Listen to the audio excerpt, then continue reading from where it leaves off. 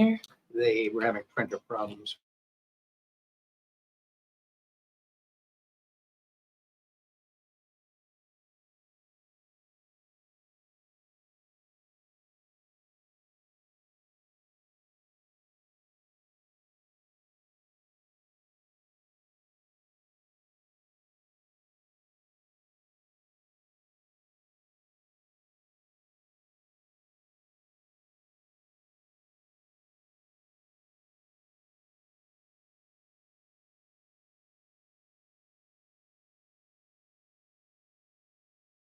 Yeah.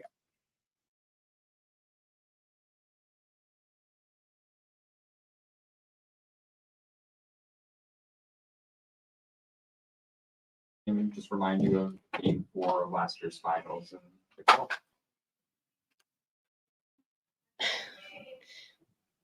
You know, I've had a lot of questions today about last year's, Mm-hmm. and like, to be honest, like, we're so past that. You know, they have a great environment at home, and they've been the best team in the league all year, extremely consistent. No one is, like super. I don't know about you. I don't want to speak for everyone, but I mean, I guess I am when I say our team is like we're moved on from last year. You know, it's a different year, different team. Everything brings new. They're a better team, and so. Like we're not, living in the past glory days. Doug? For both of you, I mean, I know you had about moral victories, but to be able to come back from 20 down in the last quarter, take the lead, I think that's a positive knowing who you're missing, that a lot of good things come out of today's game despite the loss. We're professional athletes. There's no moral victories here, personally. I mean, we had multiple opportunities to win it. I mean, I'm really frustrated myself. Had 2 great looks, didn't make them. Jack got, assaulted, nothing. Tip, assaulted, nothing.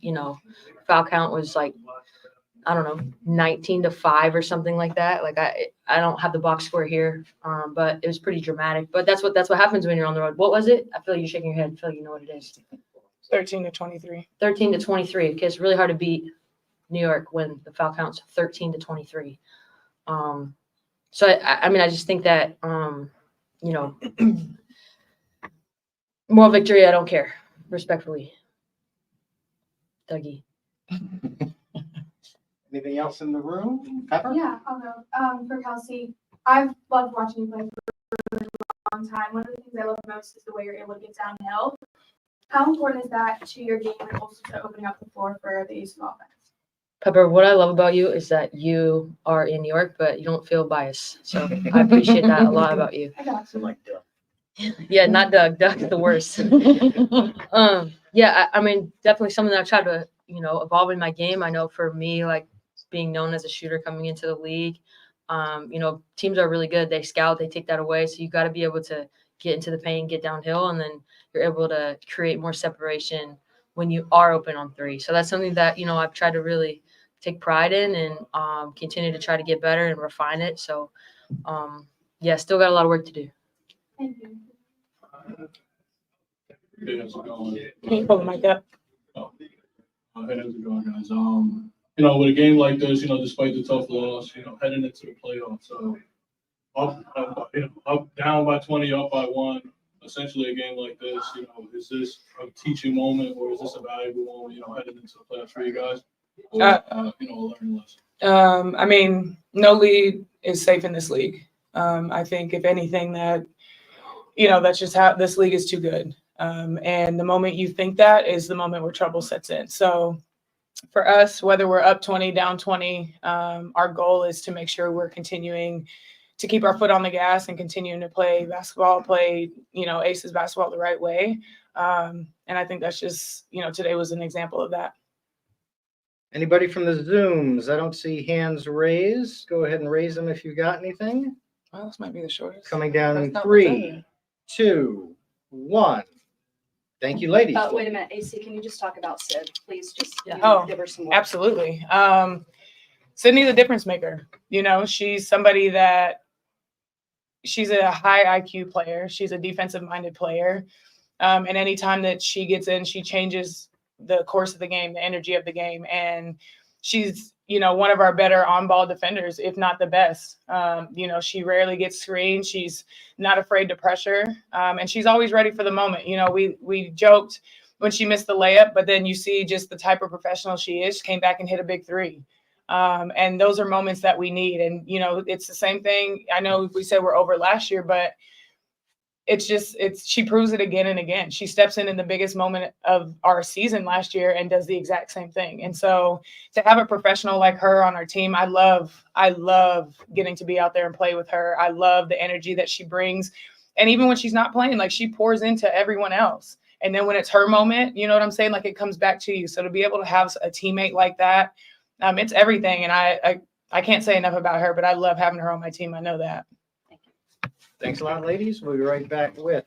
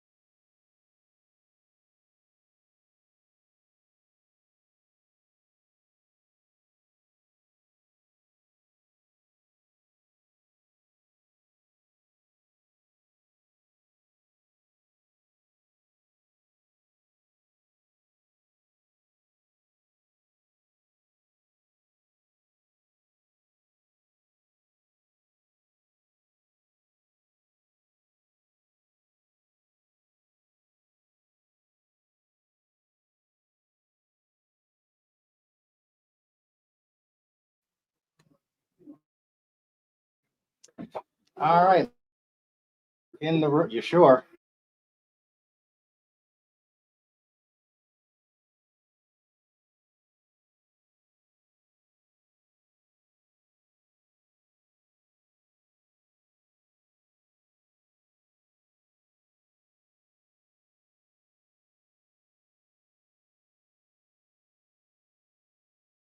For the rest all night.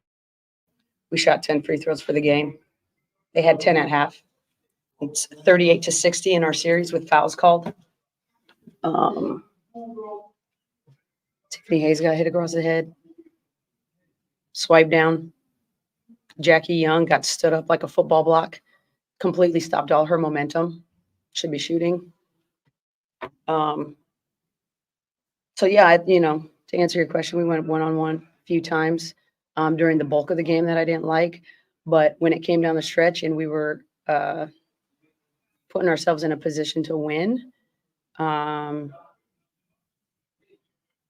Tip Hayes gets to the rack, no call. Jackie gets bumped before she even gets to the rack, no call, and then got fouled again.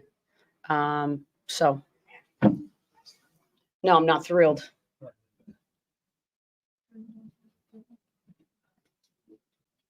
Becky, you guys are down 20 late in the third. I think you dumped the bench for a bit and they got you back in it. Just talk about the play of the bench and what they did to give you a chance to get there at the end. Well, they got stops. I mean, when you're down 20, you better get some stops. They had a lot of, they just started moving the ball. And we know when we move the ball, good things happen for us. But we have too much Jekyll and Hyde. We move the ball great in the first quarter and then go completely away from it in the second quarter. I don't know how you go from 24 points in a quarter to 8 or 9 like we did last time we played them. The ball stops moving, and it can't. So that being said, our bench coming in, the ball moved, and good things happen. They got stops. I mean, they gave us really a chance to crawl back in there and stick our nose in where probably people didn't think it was going to be today. Just to build on that a little bit, to speak on the resiliency of the team, Sydney Colson comes in, she misses a big layup. However, it comes down, hits a big three. And just the overall resiliency of the team, down by 20, up by 1, just a roller coaster of the game. Can you just speak to the resiliency of the team? I mean, we got a resilient group. We know how to take a hit. I was proud of the way they battled. You have opportunities throughout the game to kind of fall apart, and they didn't. So I give my team a lot of credit with their fight, sticking together when it got hard, when it got ugly. A couple possessions, we looked like the Bad News Bears. Were kicking it all over the court. And then still found ourselves in a position to win the game. So pretty pleased overall with the effort. And there's, we chucked some layups too. I mean, every game we've played them, we've missed a couple point blank layups. Like, you can't do that against this team because not only is it just a momentum killer, but now you're in transition defense on a bucket that you should have had. And typically, if you're missing a layup, it means somebody's out of the play and not able to get back. So we got to help ourselves in some of these situations. Obviously, we missed Asia's rim protection a lot today. But even that, I was going back to what I was saying is on the free throw line block out. I told Mrs. Suffren that I wanted a timeout when we had possession. So as soon as Tip got possession, even though the ball was batted around, that's why you tell a ref. I'm so Wow. sorry. I have no idea what I did. Carry on. That's why you tell a ref. Is so if something, of course I can call a timeout if she makes it and we have to take it out or the balls bounces out of bounds. Those are easy ones. I'm telling you in advance so that if we have a ball that we get possession of and it's live, I want a timeout immediately. And so they wouldn't. That's what I was arguing with them about. That's exactly why I went up and told her during the free throw, I want a timeout as soon as we have possession. Didn't happen. Anything else in the room, Ben? Yeah. Asia, it seemed like throughout the whole game, she was talking to the reserves. She would talk to the team, on the bench before timeouts. And you walked over, just what was it like having her On the bench the whole game, did you notice anything, see anything, working with players that was anything different? That is not what I'm watching. Got my head fully immersed in what's happening on that 94 feet. I mean, that's who she is, though. I'm not surprised she's in people's ears and encouraging people. I mean, she was fully locked into that game. Just because she wasn't out there playing, you know, she still knows and understands basketball and understands what we want. And so, yeah, not surprised. I Thanks. wasn't paying attention that closely, though. And just did it remind you, the rhythms of this game remind you at all of game 4 last year? I know, different groups, different teams, you talked about the improvement, but did you feel energy in the building similar or? Oh, yeah. I mean, I think everybody knows these two teams are not particularly fond of each other. I know we got a lot of respect for them. I know they have a lot of respect for us. We're battling for the same thing. Have a lot of respect for their coaching staff. So we always come prepared for a war. 10 free throws in a game like that, where there's physical and there's stuff on the line. That's 2 free throws a quarter, basically. That's not right. And so take it on the chin, but that's not right. 60-38 in the 3 games. Thanks a lot, Coach. We'll let you go.